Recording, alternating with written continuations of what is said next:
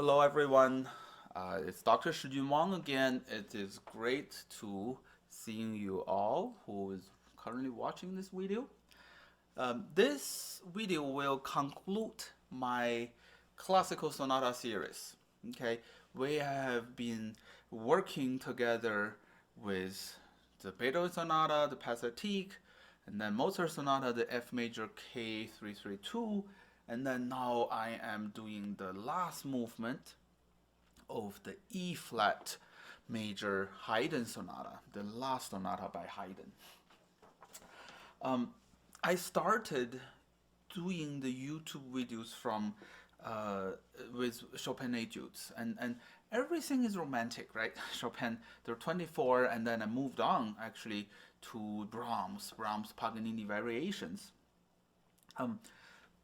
That now when I'm teaching these beautiful classical sonata pieces, I realized how in romantic pieces, of course, it's about extreme intensity of emotion. It's an emotional journey.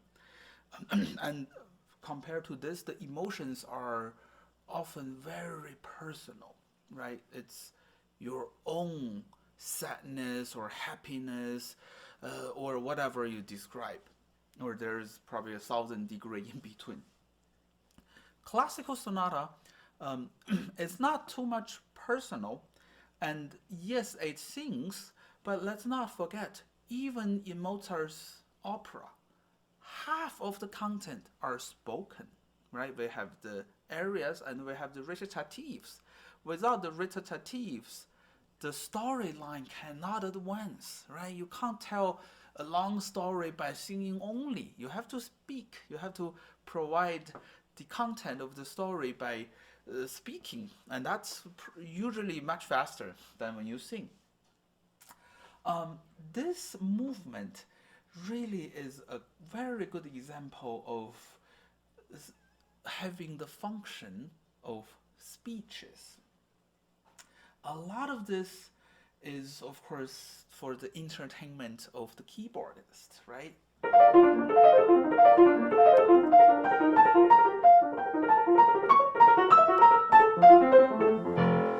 These are not playable in oboe or in singing, right?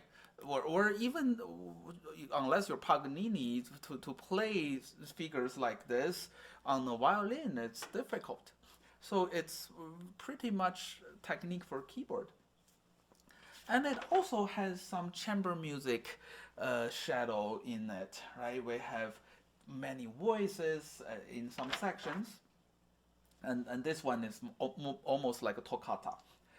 However, what strikes me the most is this motive that is pure rhetoric.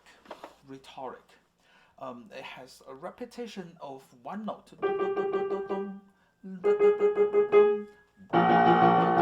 right? No singing melody would repeat itself for 6 times with the opening note. This is spoken. This is to convey. This is to persuade an idea. Okay, and we have to learn how to start soft so that this motive can grow. It has a direction to go forward. It should not be, of course, it's marked soft, but then even it should not be exactly the same or even. You should go to the last one.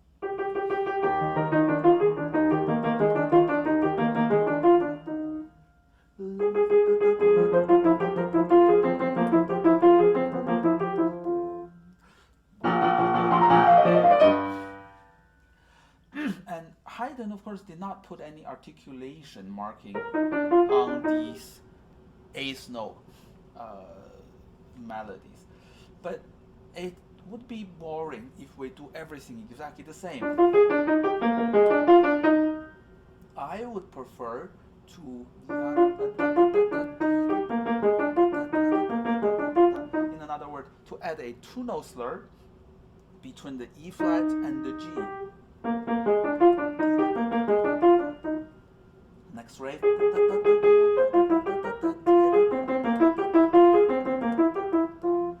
So that it has some kind of phrasing inside. Okay. What's more interesting is when this is in the left hand,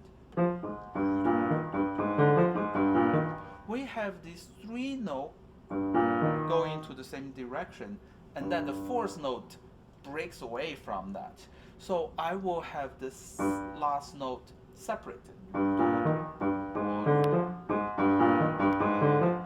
However, 4 measures later, all 4 are going forward. So I group them as a 4-note slur. Now the repeated. So we have 3 kinds. Although it looks visually, it all looks like 8 notes, but then we're doing some different phrasing. What's next coming is quite interesting. Now, for the first time, Haydn put slurs, and slur really meant more of a dynamic sign. Right? It adds waves, it adds shapes into the playing, and the first 2 really sound like pleading. But then the third one, no slur.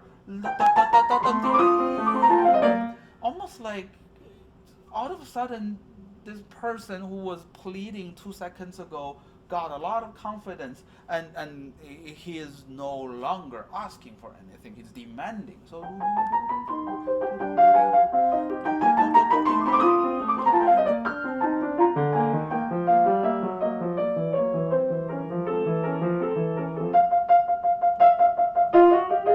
and this last note, or this last beat, sforzando, or here, this is Haydn being himself, right? This humorous feeling overpours.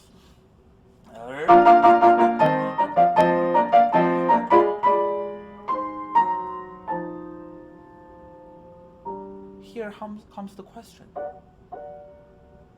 Now that's the answer.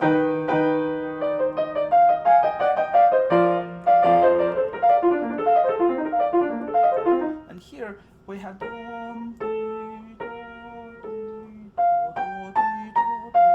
So we better emphasize that. So my way is to play that note slightly longer.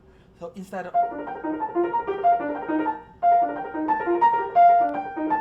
I'm almost playing it as a semi eighth note.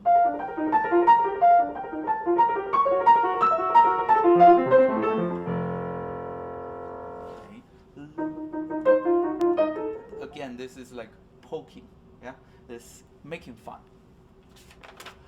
The development at the beginning, we see the kind of the thinking of chamber music, of almost string quartet. So have right. That's a duet between 2 maybe viola or second violin and viola. This was of course the cello, yeah.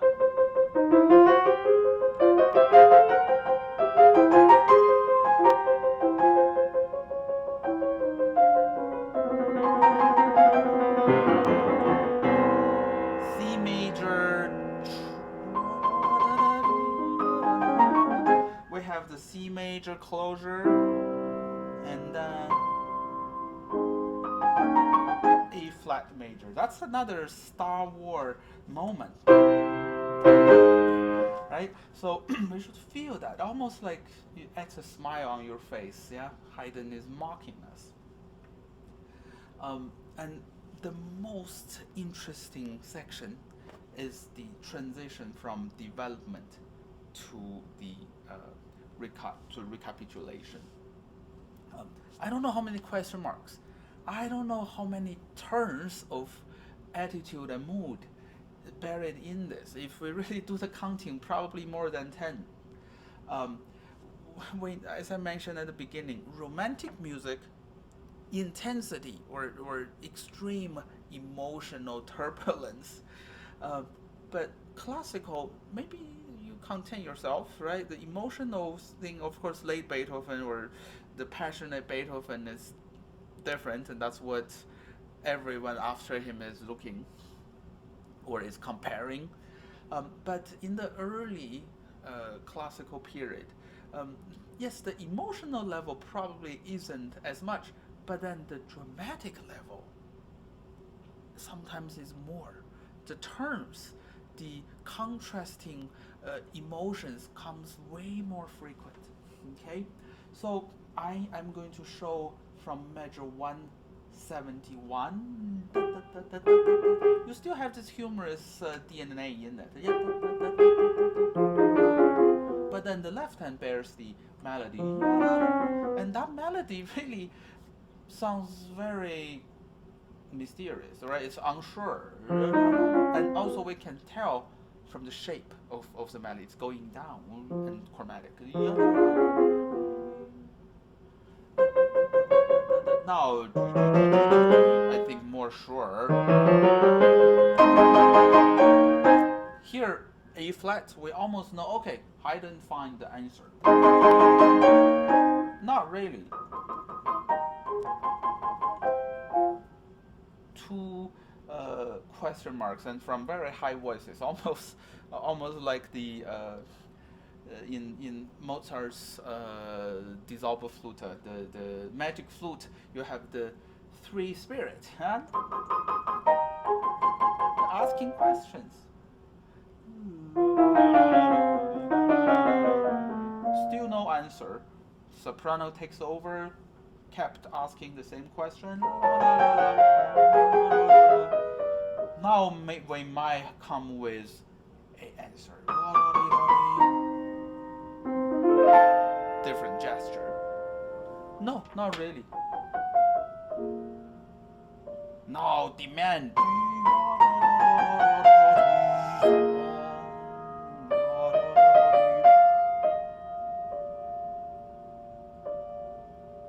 Everyone is confused.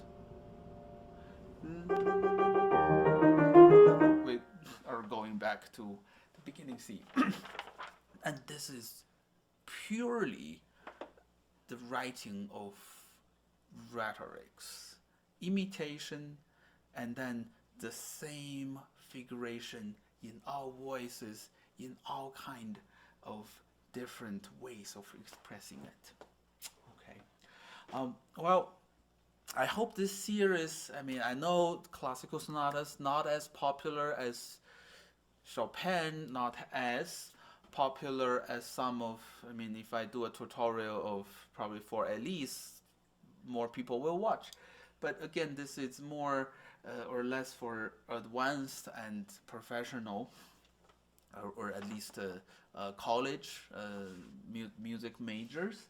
So I hope this inspires you one or two thoughts on how the classical sonata, the language, how do we express ourselves within the correct performance practice. Next video, I am going to move back to Chopin, and I think I will do the second scherzo first, and then followed by ballades. Hopefully, I'll be able to finish all the ballades by the end of 2021. I'll start with number 1, number 4, and I'm currently learning number 3 and number 2. And I also wanted to have a further communication with my audiences. So maybe when I'm doing the Chopin pieces, I would ask my audience members to maybe submit or send it to me a clip, 1 minute or 2 minutes of your own performance or your own playing. With your permission, I will be able to critique it and to maybe give a short, not masterclass, but a short video on how to resolve some of the technical or musical difficulties within your playing. I hope you participate, And I can't wait to see you again next week with Japan. See you next week.